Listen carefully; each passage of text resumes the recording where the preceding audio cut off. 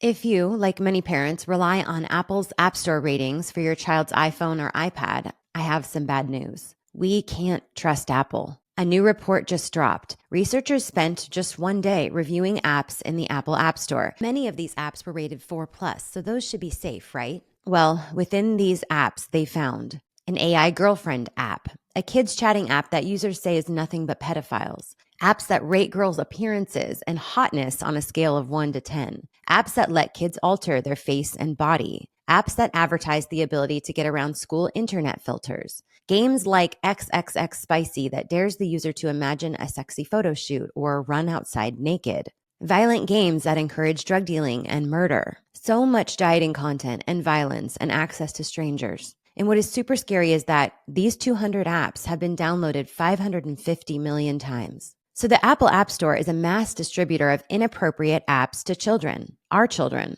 The system being used to rate apps in the App Store is broken, and Apple profits from it. About 20% of Apple's revenue comes from App Store downloads. They profit from having lower age ratings, more users accessing these apps, even if there are 4-year-old children. So when Apple says in their marketing that they're a safe place for kids, they're bluffing. While Heat Initiative and Parents Together have called their bluff. After sending Apple their new report, they're actually making some changes in real time.